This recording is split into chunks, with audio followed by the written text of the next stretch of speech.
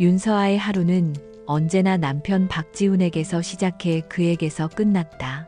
이른 새벽, 아직 도시가 잠에서 깨어나지 않은 시간에 일어나 그의 아침 식사를 준비하는 것으로 그녀의 세상이 열렸다. 그녀가 정성껏 다린 셔츠를 입고 현관을 나서는 그의 뒷모습을 보고 나서야 비로소 집안의 시간은 오롯이 그녀의 것이 되었다. 하지만 그 시간조차도 그녀는 남편을 위해 사용했다. 그들이 사는 작은 아파트는 그녀의 손길로 언제나 반짝였다. 값비싼 가구나 장식품은 없었지만 서아의 부지런함과 애정으로 모든 공간은 따뜻하고 아늑한 기운으로 가득했다. 그녀는 이 평범하고 조용한 삶에 만족했다. 한때 그녀의 세상은 훨씬 더 크고 복잡했지만 그녀는 사랑을 위해 기꺼이 그 모든 것을 버리고 이 작은 성의 안주인이 되기를 선택했다. 오늘 저녁 그녀는 특별히 지훈이 가장 좋아하는 갈비찜을 준비했다. 그의 회사에서 중요한 프로젝트를 성공적으로 마쳤다는 소식을 들었기 때문이었다. 그녀는 그가 얼마나 많은 밤을 새워가며 이 프로젝트에 매달렸는지 잘 알고 있었다. 그의 성공은 곧 자신의 기쁨이었기에 그녀는 진심으로 그를 축하해주고 싶었다. 식탁 위에는 정갈한 반찬들과 따뜻한 김이 피어오르는 밥이 그를 기다리고 있었다. 밤 10시가 넘어서야 현관문 비밀번호를 누르는 소리가 들렸다. 서아는 버선발로 뛰어나가 피곤에 지친 얼굴에 지훈을 맞았다. 왔어요. 많이 힘들었죠? 어서 씻고 저녁 먹어요. 당신 좋아하는 걸로 준비했어요. 그녀의 목소리에는 반가움과 애정이 듬뿍 담겨 있었다. 하지만 지훈의 반응은 시큰둥했다. 나 저녁 먹고 왔어. 팀원들이랑 회식이 있어서 당신 먼저 먹지 그랬어. 그는 넥타이를 거칠게 풀어 소파에 던지며 말했다. 그의 고급스러운 양복에서는 낯선 향수 냄새와 희미한 와인 향이 섞여났다. 서아는 식탁 위에 정성껏 차려진 음식들을 보며 순간 가슴이 시려왔지만 애써 미소를 지으며 그의 재킷을 받아들었다. 괜찮아요. 당신 얼굴 본 것만으로도 배불러요. 프로젝트 잘 끝났다면서요. 정말 축하해요. 역시 당신은 대단해요. 그녀의 칭찬에 지훈은 잠깐 기분이 좋은 듯 했지만 이내 다시 얼굴을 찌푸렸다. 대단하긴 뭐가 대단해. 이번 프로젝트 성공의 1등 공신은 오수진 상무님이지.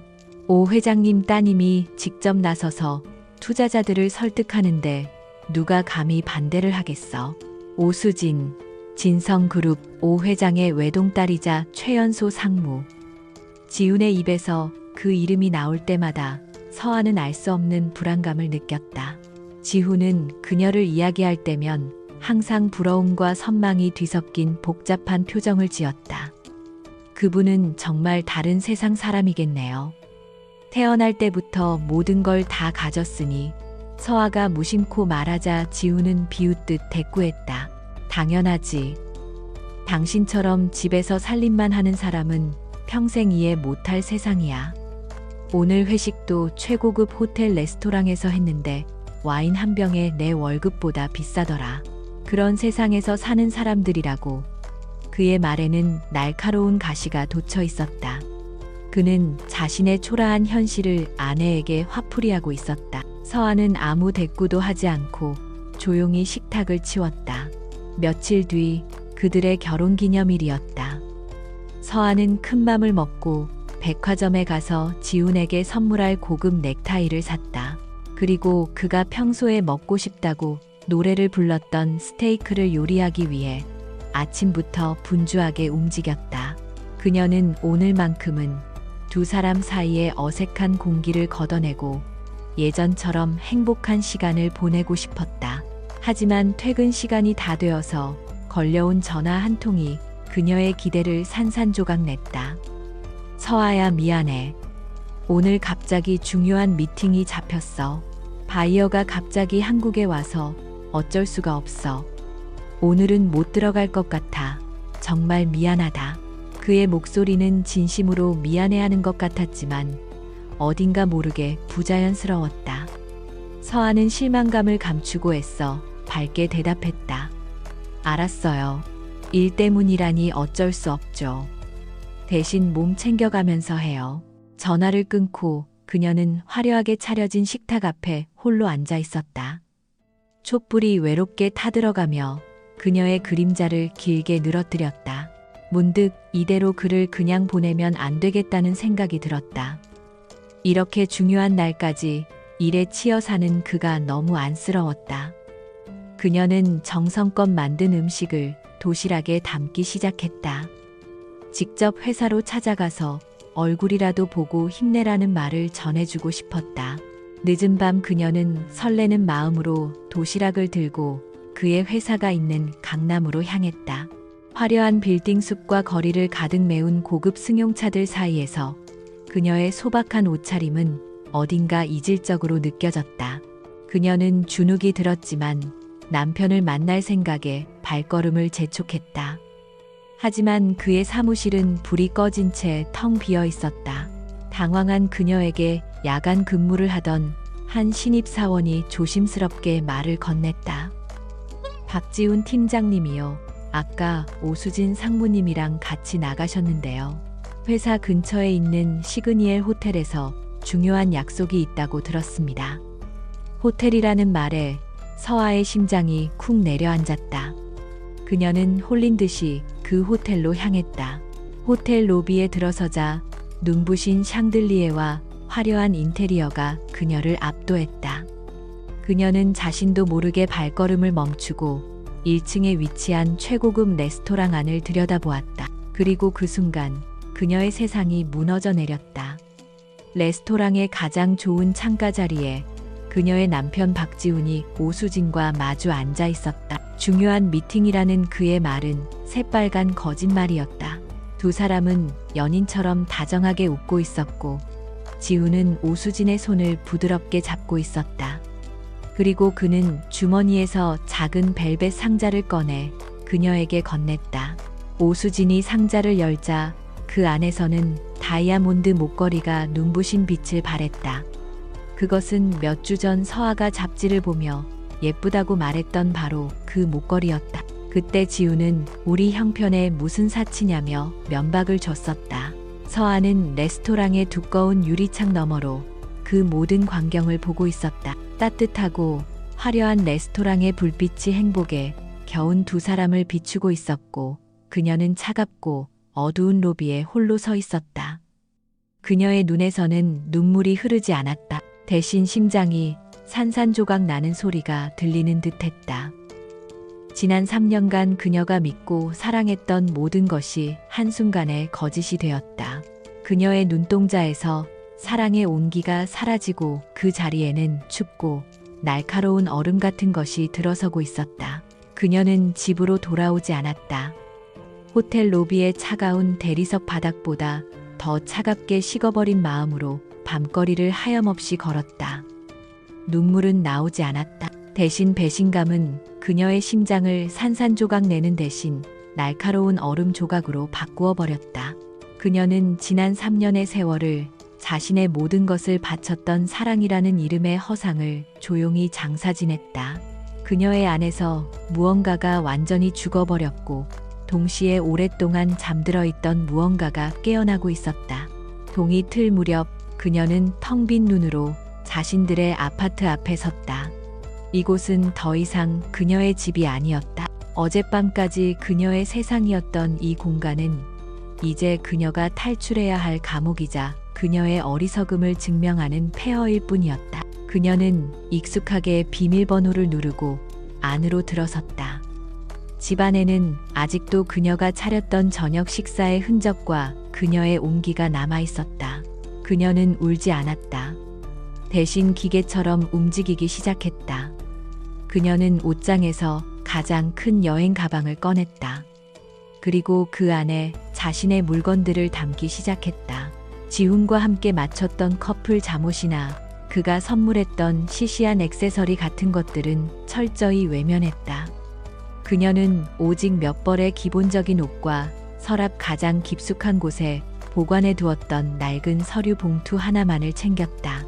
그녀의 지난 3년은 이 작은 가방 하나에 다 담길 만큼 초라했다.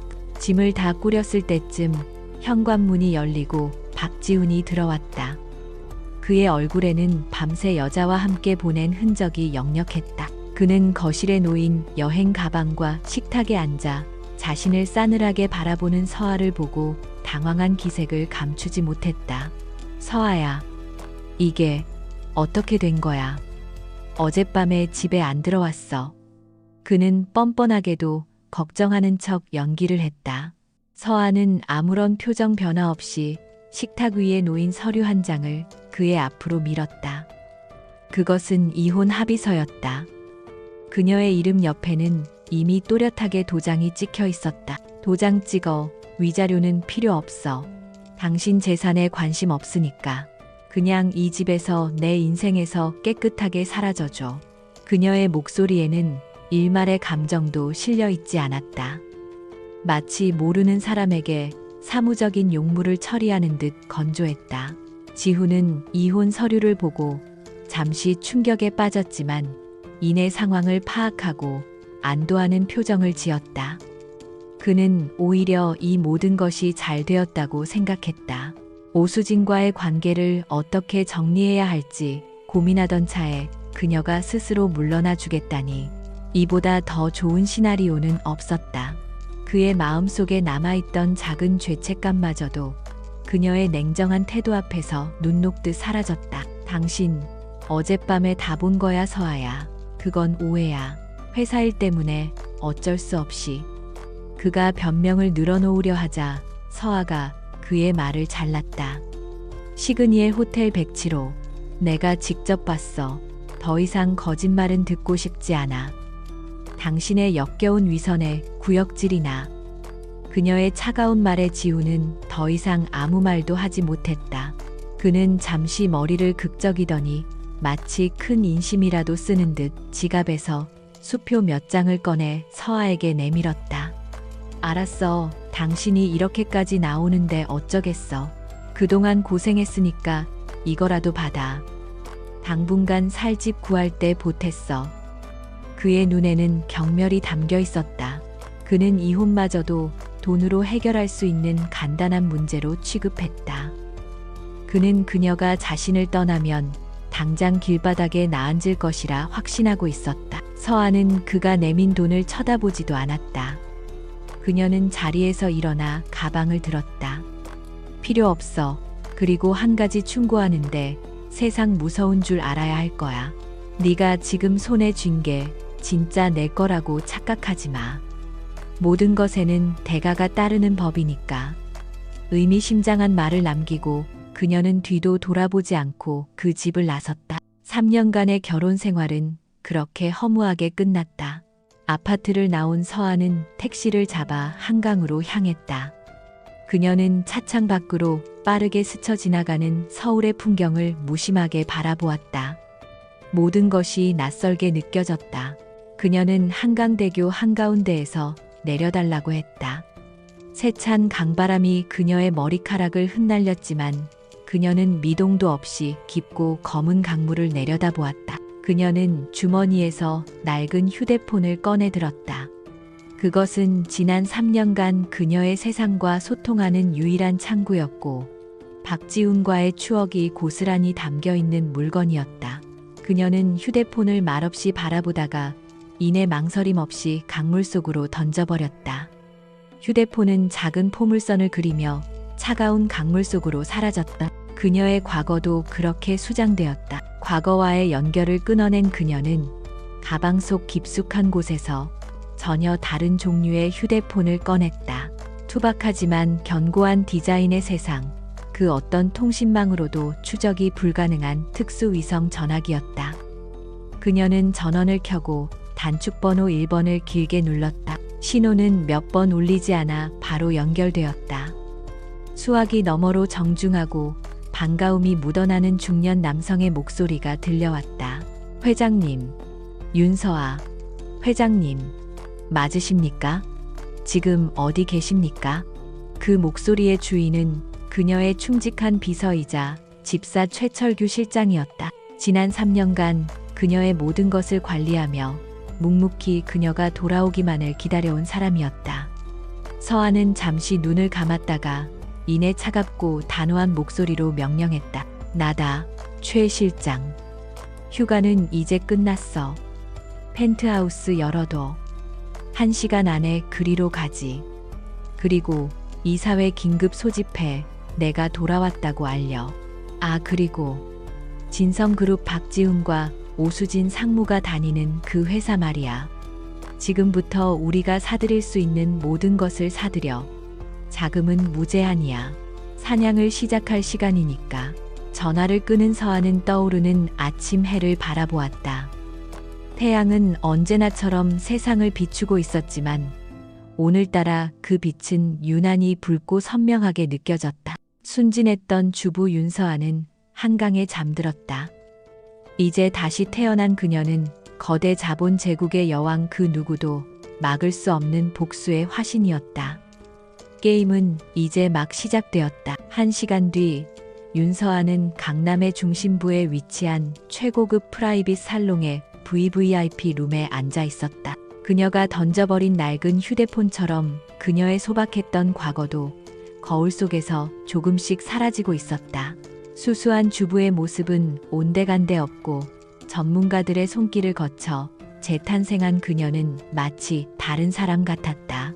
단정하게 정돈된 단발머리는 세련된 카리스마를 더했고였지만 완벽한 메이크업은 그녀 본연의 아름다움을 극대화하며 차가운 지성을 드러냈다. 살롱의 매니저는 그녀 앞에 완벽하게 재단된 검은색 슈트를 공손히 내밀었다. 이탈리아 장인이 한 땀 한 땀 수작업으로 만든 세상에 단 하나뿐인 옷이었다. 3년 전 그녀가 잠시 세상을 떠나기 전 맞춰두었던 바로 그 옷이었다. 서한은 익숙하게 옷을 갈아입었다. 몸에 꼭 맞는 슈트는 갑옷처럼 그녀를 감싸고 입고 있던 자신감과 힘을 되살려 주었다. 그녀는 거울에 비친 자신의 모습을 말없이 응시했다. 이제야 진짜 윤서아로 돌아온 기분이었다. 살롱을 나서자 칠흑 같은 검은색의 마이바흐 한 대가 소리 없이 그녀 앞에 멈춰섰다. 운전석에서 내린 최철규 실장이 정중하게 그녀를 위해 뒷문을 열었다. 그는 3년이라는 세월이 흘렀음에도 변함없이 꼿떳하고 충직해 보였다. 그의 눈에는 돌아온 주군을 향한 반가움과 안도감이 스쳐 지나갔다. 어서 오십시오, 회장님. 오래 기다렸습니다. 차는 서울의 심장부 테헤란로를 향해 미끄러지듯 나아갔다. 3년 동안 잘 지냈나? 최 실장 서아가 창밖을 보며 나지막이 물었다. 회장님께서 맡기신 제국을 지키며 회장님께서 돌아오실 날만을 손꼽아 기다렸습니다. 모든 것은 회장님의 지시대로 완벽하게 준비되어 있습니다. 최 실장은 그녀가 없는 동안에도 그녀의 자산을 수십 배로 불려놓은 유능한 집사였다. 그녀가 평범한 주부로 살아가는 동안 세상은 그녀를 잊었지만 그녀의 제국 에설레드 캐피탈 에이텔렐 캐피탈은 단 한순간도 잠든 적이 없었다. 에설레드 캐피탈은 언론에 노출된 적 없는 유령 같은 투자 회사였지만 그 실체는 세계 금융시장을 움직이는 거대한 손이었다. 윤서아는 20대 초반 천재적인 투자 감각으로 이 거대 제국을 건설한 신화적인 인물이었다. 내가 왜 모든 걸 버리고 떠났는지 원망스럽진 않았나 서아의 질문에 최 실장은 잠시 침묵하다가 입을 열었다. 회장님께서는 돈이 아닌 사람에게 지치셨습니다. 회장님의 배경만을 보고 달려드는 하이에나들 사이에서 회장님께서는 진정한 인간관계에 목말라 하셨습니다. 저는 회장님의 선택을 존중했습니다.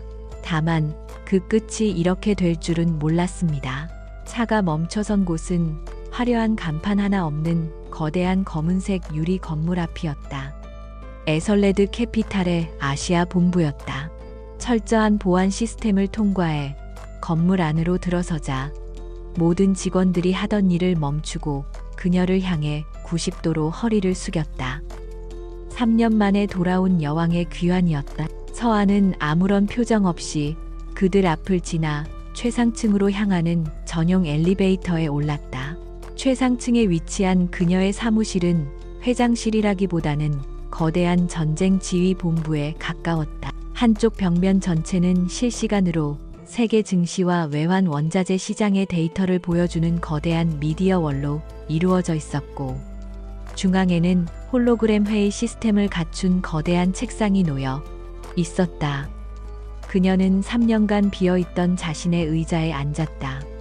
마치 어제도 이곳에 앉았던 것처럼 모든 것이 익숙했다. 최 실장, 현재 우리 회사의 유동 자산은 얼마나 되지? 그녀의 첫 질문이었다. 모든 자산을 현금화할 경우 약 50조 원가량 즉시 동원 가능합니다. 회장님의 명령만 기다리고 있습니다. 50조. 박지훈 같은 사람은 평생 만져보지도 못할 천문학적인 금액이었다. 서아의 입가에 차가운 미소가 번졌다. 좋아. 지금부터 내 명령을 한치의 오차도 없이 수행하도록 분석팀 전원 소집해. 목표는 진성그룹이다. 그녀의 명령이 떨어지자마자 최 실장은 태블릿 PC를 통해 즉시 지시를 내렸다. 얼마 지나지 않아 세계 각국의 금융 전문가들로 구성된 에설레드 캐피탈의 핵심 브레인들이 화상회의 시스템을 통해 그녀 앞에 모습을 드러냈다. 오랜만이군, 제군들. 휴가는 끝났다. 서아의 말에 분석가들은 긴장한 표정으로 그녀를 맞았다. 지금부터 진성그룹에 대한 모든 정보를 스크린에 띄워 재무제표, 주주 구성, 공급망, 진행 중인 프로젝트, 그리고 오너 일가의 모든 약점까지. 먼지 한 톨도 놓치지 마. 순식간에 미디어 월은 진성그룹의 해부도처럼 변했다. 서아는 매서운 눈으로 데이터를 훑어 내려가기 시작했다. 그녀의 머릿속에서는 수천 개의 정보 조각들이 맞춰지며 거대한 그림이 그려지고 있었다. 그녀는 단순히 분노에 찬 복수를 하려는 것이 아니었다. 그녀는 완벽한 전략가였고, 지금 그녀가 하려는 것은 사적인 감정이 섞인 복수가 아닌 먹잇감을 사냥하는 포식자의 냉정한 비즈니스였다. 찾았다. 서아의 눈이 한 곳에 멈췄다. 진성그룹이 사운을 걸고 진행 중인 신도시 개발 프로젝트였다. 그들은 프로젝트 자금을 대부분 금융권 대출과 회사채 발행으로 충당하고 있었다. 레버리지를 극대화한 성공하면 대박이지만 실패하면 그룹 전체가 무너질 수 있는 위험한 도박이었다. 최 실장, 지금 당장 전 세계에 흩어져 있는 우리 페이퍼 컴퍼니들을 총동원해서 진성그룹의 회사채를 비밀리에 최대한 매입하도록 해. 그리고 그들의 핵심 협력업체인 삼정건설, 그곳의 최대 주주는 누구지? 최 실장이 즉시 데이터를 확인하고 보고했다. 지분 30%를 보유한 이대 주주가 최근 자금난을 겪고 있는 것으로 파악됩니다. 서아는 만족스러운 미소를 지었다. 그 지분 우리가 사들여. 시세보다 2배 아니 3배를 주더라도 상관없어. 12시간 안에 모든 걸 끝내. 이것은 전쟁의 서막일 뿐이야. 그녀는 미디어 월에 떠있는 박지훈과 오수진의 사진을 차갑게 내려다보았다. 모래 위에 지은 당신들의 성이 어떻게 무너지는지 내가 똑똑히 보여주지. 윤서아가 냉혹한 복수의 칼날을 가는 동안 박지훈과 오수진은 장밋빛 미래에 대한 꿈에 부풀어 있었다. 지훈은 이혼 서류에 도장을 찍은 바로 다음 날 오수진의 가족이 소유한 최고급 빌라로 짐을 옮겼다. 그의 초라했던 과거는 하룻밤 사이에 신기루처럼 사라졌다. 그는 이제 대한민국 재계 서열 수십 위권에 드는 진성그룹의 예비 사위였다. 이제야 제대로 된 삶을 사는 것 같아. 당신처럼 대단한 여자가 왜 나 같은 놈을 선택했는지 아직도 믿기지 않아. 지훈은 최고급 샴페인을 터뜨리며 감격에 젖은 목소리로 말했다. 오수진은 그의 팔에 매달려 교태 섞인 웃음을 지었다. 능력 있으니까 그렇지. 아빠도 지훈 씨를 아주 마음에 들어 하셔. 이번 신도시 프로젝트만 잘 마무리하면 바로 이사직으로 승진시켜 주신대. 지우는 세상을 다 가진 기분이었다. 그는 자신의 성공이 오직 자신의 능력 덕분이라고 굳게 믿었다. 윤서아라는 여자는 그저 자신의 성공 가도에 잠시 머물렀던 걸림돌에 불과했다고 생각했다. 그 여자 이야기는 꺼내지도 마. 생각만 해도 답답해. 평생 된장찌개나 끓이면서 사는 게 꿈인 여자랑 어떻게 살아. 지금쯤 방 한 칸 구할 돈도 없어서 쩔쩔매고 있겠지. 두 사람은 서아를 비웃으며 자신들의 행복을 만끽했다. 바로 그 시각 에설레드 캐피탈의 지휘본부에서는 윤서아의 첫 번째 공격 명령이 떨어졌다. 1단계 작전 개시. 그녀의 차가운 목소리와 함께 전 세계 금융시장에 보이지 않는 파문이 일기 시작했다. 진성그룹의 주거래 은행이었던 스위스의 한 투자은행으로부터 갑작스러운 연락이 왔다. 진성그룹의 신용등급에 대한 재평가가 이루어졌으며 신도시 프로젝트에 지원하기로 했던 거액의 대출을 전면 보류하겠다는 통보였다. 오수진과 약혼 파티를 준비하던 오 회장은 비서로부터 긴급 보고를 받고 얼굴이 굳어졌다. 뭐라고 갑자기 대출을 보류하다니. 그게 무슨 말도 안 되는 소리야. 당장 스위스로 연락해야 하지만 은행 측의 입장은 단호했다. 명확한 이유는 설명하지 않은 채 내부 규정이라는 말만 되풀이할 뿐이었다. 진성그룹의 자금줄에 예기치 못한 브레이크가 걸린 것이다. 다음 날 아침 두 번째 공격이 시작되었다.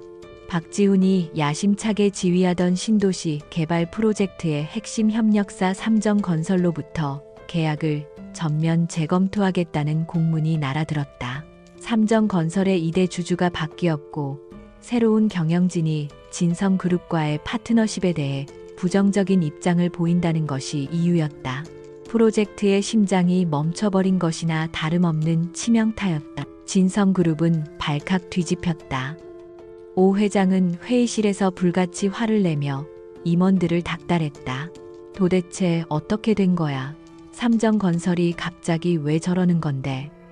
박지훈 팀장 자네가 책임지고 이 사태 해결해.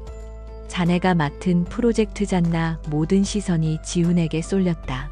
그는 예비 사위로서 그리고 프로젝트 책임자로서 자신의 능력을 증명해야만 했다. 지훈은 자신만만하게 삼정건설로 향했다.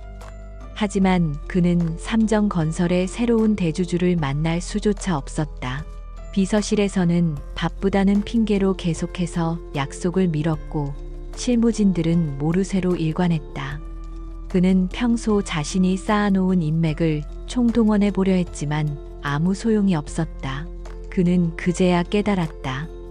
자신이 진성그룹의 후광을 등에 업었을 때만 해도 모두가 굽실거렸지만 정작 자신만의 힘은 아무것도 없다는 것을. 엎친 데 덮친 격으로 시장에는 진성그룹에 대한 악성 루머가 퍼지기 시작했다. 자금난 때문에 곧 부도가 날 것이라는 소문, 오너 일가의 비자금 문제 등 확인되지 않은 정보들이 증권가 찌라시를 통해 무차별적으로 유포되었다. 진성그룹의 주가는 날개 없는 추락을 시작했다. 공포에 질린 외국인 투자자들이 주식을 내던지기 시작했고 주가는 연일 폭락했다. 박지훈의 입지는 급격하게 흔들렸다. 그가 그룹에 들어온 이후로 회사의 악재만 겹치자 그를 불운을 몰고 온 놈이라며 수군거리는 소리가 들려왔다. 오 회장의 신임도 빠르게 식어갔다. 오수진과의 관계도 삐걱거리기 시작했다. 그녀는 무능력하게 아무것도 해결하지 못하는 지훈에게 짜증을 내기 시작했고 두 사람 사이에는 잦은 다툼이 일었다. 한편 윤서아는 자신의 사무실에서 이 모든 상황을 실시간으로 지켜보고 있었다. 그녀는 마치 잘 짜인 교향곡을 지휘하는 마에스트로처럼 모든 공격을 한치의 오차도 없이 통제하고 있었다. 그녀의 분석가들은 진성그룹이 내놓는 주식들을 헐값에 조용히 사들였고 그녀의 전략가들은 다음 공격을 위한 치밀한 시나리오를 준비하고 있었다. 최 실장이 그녀에게 중간 보고를 했다. 회장님 계획대로 모든 것이 순조롭게 진행되고 있습니다. 현재까지 진성그룹의 우호 지분을 제외한 유통 주식의 약 15%를 확보했습니다. 삼정건설 인수도 마무리되었습니다. 다음 단계는 무엇이 베이익스아. 서한은 폭락하는 진성그룹의 주가 그래프를 보며 차가운 미소를 지었다. 사냥감이 충분히 지쳤을 때까지 기다려. 공포는 천천히 그리고 깊숙하게 심어줘야 하는 법이니까. 그녀는 자리에서 일어나 통유리창 밖으로 서울의 전경을 내려다보았다. 한때 자신이 버렸던 이 도시, 이 세계가 이제 다시 그녀의 발 아래에 있었다. 진성그룹은 그야말로 최악의 위기에 봉착했다. 주가는 토막났고 신도시 프로젝트는 좌초될 위기에 처했으며 시장의 신뢰는 바닥으로 떨어졌다. 오 회장은 백방으로 뛰어다니며 자금을 구하려 했지만 모두가 등을 돌렸다. 그 순간 그의 투자 자문 담당자가 마지막 동아줄 같은 제안을 내놓았다. 회장님, 마지막 방법이 하나 있습니다. 최근 아시아 시장에 공격적인 투자를 시작한 에설레드 캐피탈이라는 곳이 있습니다. 베일에 쌓인 곳이지만 자금력만큼은 상상을 초월한다고 합니다.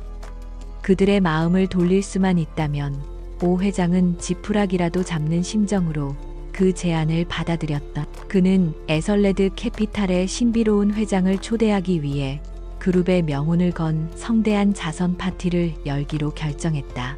그들은 자신들을 구원해줄 구세주를 기다렸지만 그들을 기다리는 것은 파멸의 심판자라는 사실을 꿈에도 알지 못했다. 진성그룹의 명운을 건 자선 파티는 대한민국에서 가장 호화로운 호텔의 그랜드 볼룸에서 열렸다. 오 회장은 그룹의 건재함을 과시하기 위해 마지막 남은 자금까지 쏟아부어 파티를 준비했다. 천장에는 수만 개의 크리스털로 이루어진 샹들리에가 은하수처럼 빛났고 테이블 위에는 값비싼 와인과 음식이 화려하게 차려져 있었다. 하지만 그 화려함 뒤에는 깊은 절망과 위기의 그림자가 짙게 드리워져 있었다. 파티에 참석한 정재계 거물들은 모두 진성그룹의 위기를 알고 있었다. 그들은 겉으로는 오 회장에게 위로의 말을 건넸지만 뒤에서는 그의 몰락을 흥미로운 구경거리처럼 여기며 수군거렸다. 오 회장은 찢어지는 속을 감춘 채 억지 미소를 지으며 손님들을 맞이했다. 그의 마지막 희망은 오직 오늘 밤 파티에 참석하기로 한 에설레드 캐피탈의 신비로운 회장뿐이었다. 박지우는 오수진의 팔짱을 낀 채 마치 자신이 이 파티의 주인공인 양 행동했다. 그는 위기에 빠진 그룹을 구할 중요한 인물처럼 보이려고 애쓰며 영향력 있는 인사들에게 다가가 인사를 건넸다.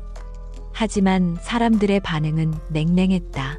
모두가 그를 기울어가는 배에 마지막으로 올라탄 어리석은 쥐 정도로 취급했다. 아빠는 정말 괜찮으실까? 에설레드 캐피탈 회장이 진짜로 우리를 도와줄까? 오수진은 평소의 오만함은 온데간데 없이 불안한 목소리로 물었다. 지우는 그녀의 어깨를 감싸 안으며 허세를 부렸다. 걱정 마. 그 회장이 어떤 사람이든 우리 진성그룹의 가치를 몰라볼 리 없어. 오늘 밤이 지나면 모든 게 정상으로 돌아올 거야. 우리는 다시 일어설 수 있어. 그는 스스로에게 주문을 외우듯 말했다. 파티가 무르익고 모든 조명이 무대 위로 집중되었다. 사회자의 소개와 함께 오 회장이 초췌한 얼굴로 무대에 올랐다. 그는 준비해온 원고를 읽으며 진성그룹의 과거 영광과 미래 비전에 대해 힘겹게 연설했다. 그의 목소리는 떨리고 있었고 그 모습을 지켜보는 사람들의 눈에는 동정심이 어렸다. 연설의 마지막 그는 목소리를 가다듬고 오늘 파티의 하이라이트를 알렸다. 그리고 오늘 이 어려운 시기에 저희에게 희망의 빛이 되어 주실 귀한 손님 한 분을 모셨습니다. 세계 금융계에 보이지 않는 손 에설레드 캐피탈의 회장님께서 오늘 저희를 위해 특별히 거름해 주셨습니다. 장내에 미묘한 술렁임이 일었다.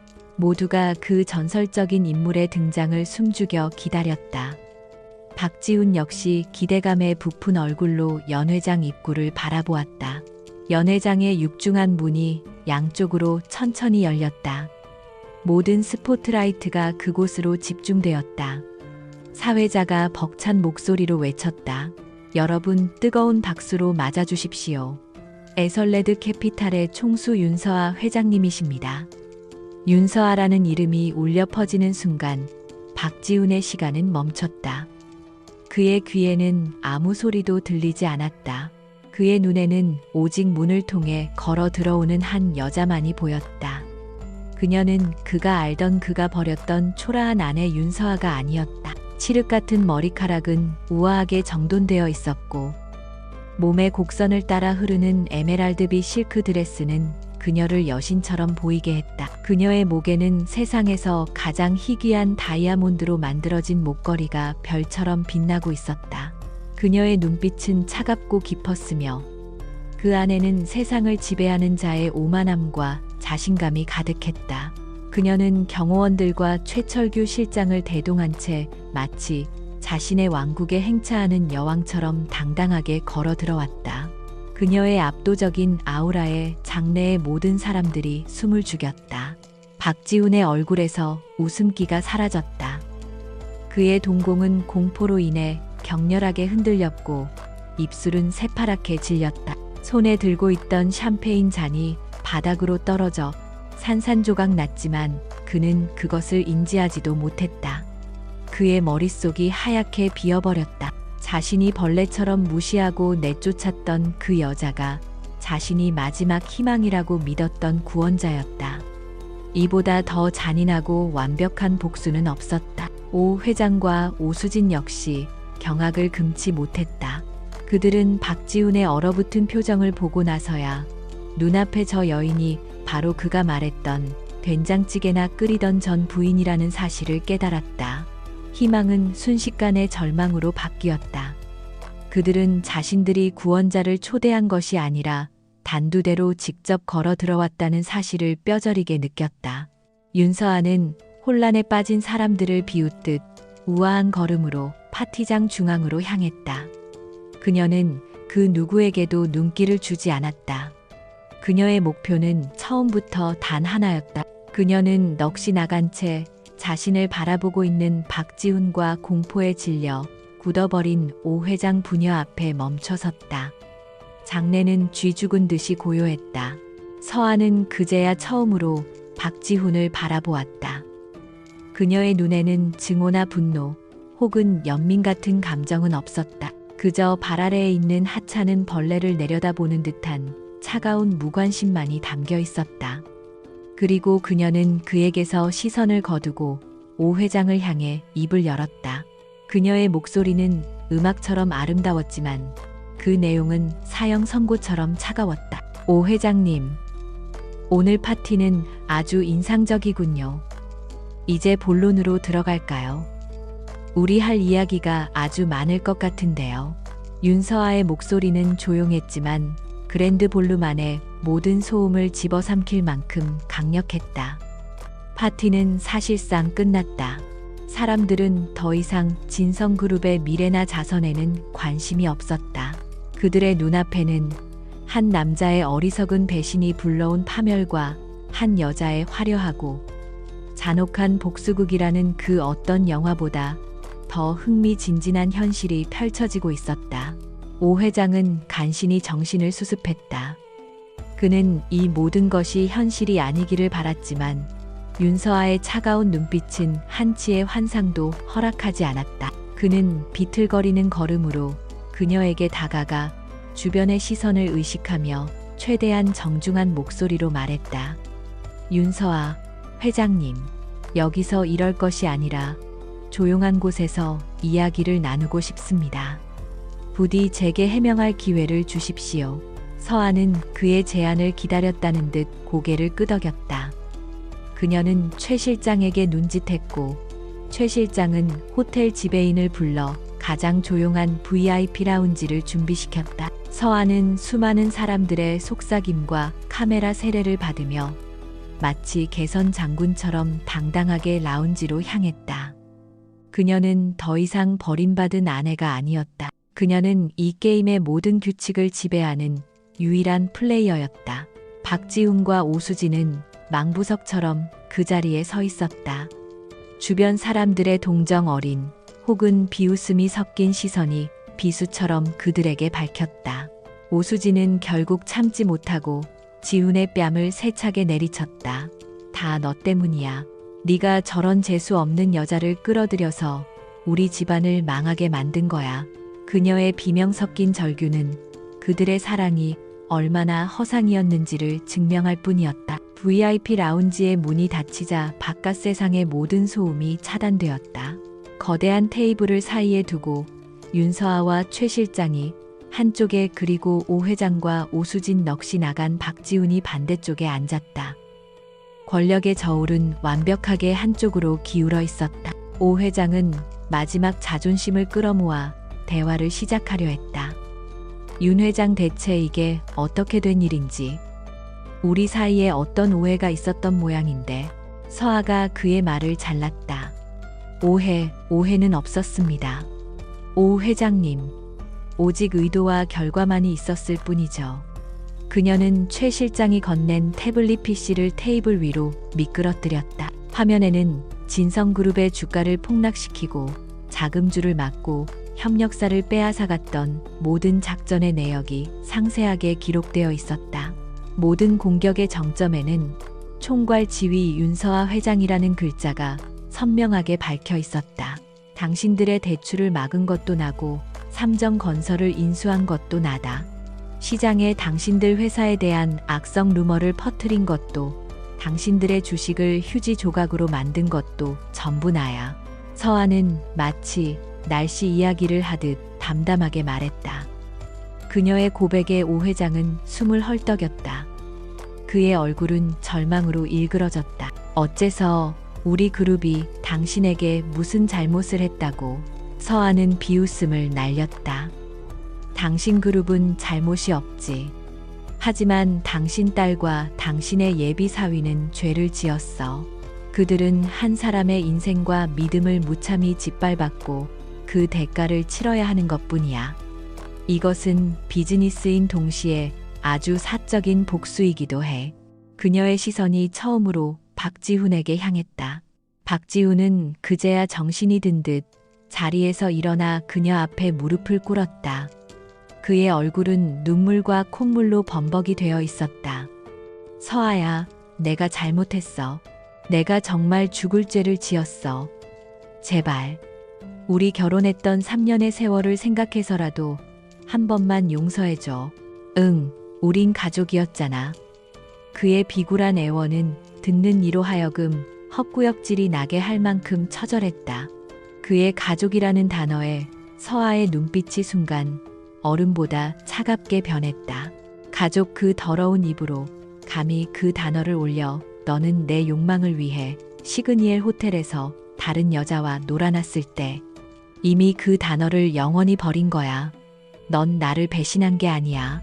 넌 나의 존재 자체를 모욕했어. 그리고 이건 용서의 문제가 아니야. 박지훈. 이건 결과에 대한 책임의 문제지. 넌 아주 나쁜 투자였고 나는 지금 손실을 처리하고 있는 것뿐이야. 그녀의 잔인한 말 한마디 한마디가 박지훈의 심장을 도려냈다. 그는 더 이상 아무 말도 하지 못하고 바닥에 주저앉아 오열했다. 모든 것이 끝났다는 것을 직감했다. 오수진 역시 마찬가지였다. 그녀는 이제 아버지에게 매달려 울기 시작했다. 아빠 어떻게 좀 해봐. 저 여자 때문에 우리가 다 망하게 생겼잖아. 서아는 그들의 추한 모습을 잠시 지켜보다가 최 실장에게 신호를 보냈다. 최 실장은 두툼한 서류 뭉치를 꺼내 오 회장 앞에 던지듯 내려놓았다. 그것은 진성그룹에 대한 적대적 인수 합병 계약서였다. 오 회장, 당신에게 두 가지 선택지가 있어. 첫 번째는 이대로 부도를 맞고 당신의 남은 평생을 검찰청과 법원을 오가며 감옥에서 썩는 거야. 두 번째는 이 서류에 사인하는 거지. 계약서의 내용은 간단했다. 에설레드 캐피탈이 진성그룹의 모든 부채를 떠안는 대신 오 회장 일가의 모든 지분과 경영권을 넘겨받는다는 것이었다. 회사는 살아남고 직원들의 고용은 보장되겠지만 오 회장 일가는 모든 것을 잃고 빈털터리로 쫓겨나게 될 터였다. 내가 내 딸과 전 남편에게 베푸는 마지막 자비라고 생각해 최소한 길바닥에 나앉지는 않게 해줄 테니. 오 회장은 떨리는 손으로 펜을 들었다. 그에게는 다른 선택의 여지가 없었다. 그가 자신의 제국을 한 글자 한 글자 팔아넘기는 동안 라운지 안에는 그의 울음 섞인 한숨 소리만이 가득했다. 계약서의 마지막 사인이 끝나자 서하는 자리에서 일어났다. 모든 것이 끝났다. 그녀는 최 실장과 함께 망연자실한 채 앉아있는 세 사람을 마지막으로 한번 돌아보았다. 그녀의 마음속에는 통쾌함도 기쁨도 없었다. 그저 거대한 공허함만이 남았을 뿐이었다. 복수는 끝났지만 그녀의 상처는 아직 아물지 않았다. 진성그룹의 시대는 막을 내렸다. 윤서아의 손에 들어온 회사는 이노베이트 J라는 새로운 이름으로 다시 태어났다. 그녀는 복수가 끝난 다음 날부터 마치 아무 일도 없었다는 듯이 새로운 제국의 건설을 시작했다. 오너 일가의 입맛에 맞춰 움직이던 무능한 임원들은 모두 해고되었고 그 자리에는 실력과 열정으로 똘똘 뭉친 젊은 인재들이 수혈되었다. 회사의 문화는 180도 바뀌었다. 수직적이고 권위적이던 분위기는 사라지고 자유로운 토론과 수평적인 소통이 그 자리를 채웠다. 윤서아는 냉혹한 투자자였지만 동시에 현명한 경영자였다. 그녀는 회사의 낡은 시스템을 과감하게 혁신했고 미래 성장 가능성이 높은 신사업 분야에 아낌없이 투자했다. 그녀의 목표는 단순히 회사를 정상으로 돌려놓는 것이 아니었다.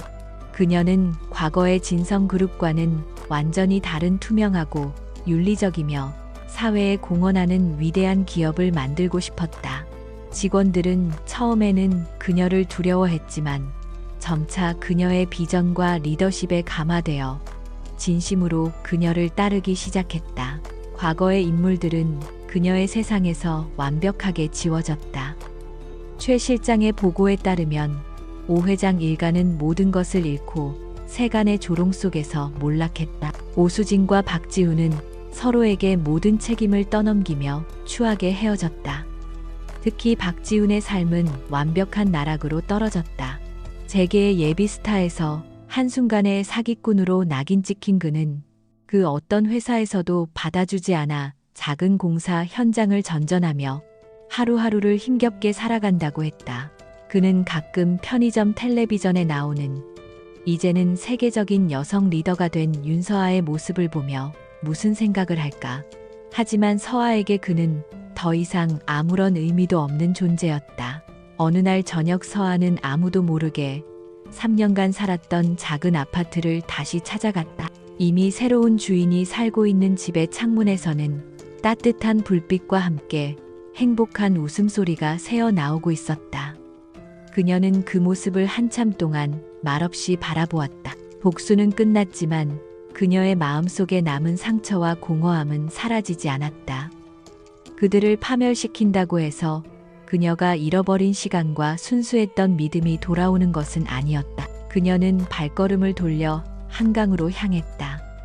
낡은 휴대폰을 던져버렸던 바로 그 다리 위에서 그녀는 차가운 강바람을 맞으며 생각에 잠겼다. 진정한 승리는 그들을 무너뜨린 것이 아니라 이 모든 상처에도 불구하고 다시 일어서서 앞으로 나아가는 것임을 그녀는 깨달았다. 복수는 그녀를 과거에 묶어두는 족쇄일 뿐이었다.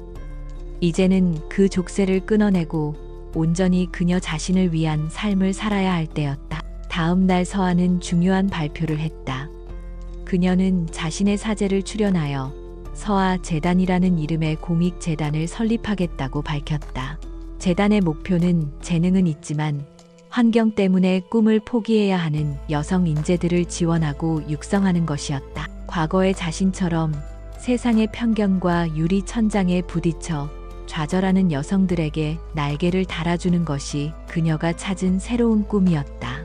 시간이 흘러 그녀는 더 이상 복수의 화신으로 기억되지 않았다. 세상은 그녀를 존경받는 기업가, 여성들의 셔터맨으로 불렀다.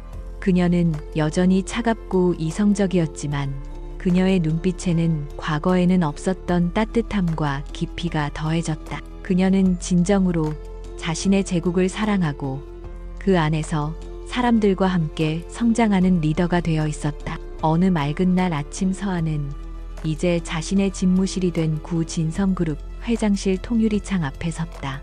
눈부신 아침 햇살이 서울 전체를 황금빛으로 물들이고 있었다. 그때 최 실장이 들어와 조용히 보고했다. 회장님, 이노베이트 J의 주가가 사상 최고치를 경신했습니다. 그리고 서아재단에서 후원한 첫 번째 장학생이 하버드의 수석으로 입학했다는 소식입니다. 서아는 보고를 들으며 희미하게 미소 지었다. 그녀는 유리창에 비친 자신의 모습을 바라보았다. 그곳에는 더 이상 상처받은 아내도 냉혹한 복수자도 없었다. 오직 자신의 힘으로 운명을 개척하고 세상에 선한 영향력을 퍼뜨리는 한 명의 강하고 아름다운 인간 윤서아가 서 있을 뿐이었다. 최 실장, 다음 일정은 뭐지? 그녀가 물었다. 새로운 시작을 준비할 시간입니다, 회장님. 최 실장의 대답에 서아는 고개를 끄덕였다. 그렇다, 그녀의 인생은 이제부터가 진짜 시작이었다. 배신으로 끝났던 그녀의 과거는 더 눈부신 미래를 위한 긴 서막에 불과했다. 그녀는 떠오르는 태양을 향해 당당하게 걸어나갔다. 그녀 앞에는 새로운 아침, 새로운 세계가 펼쳐져 있었다.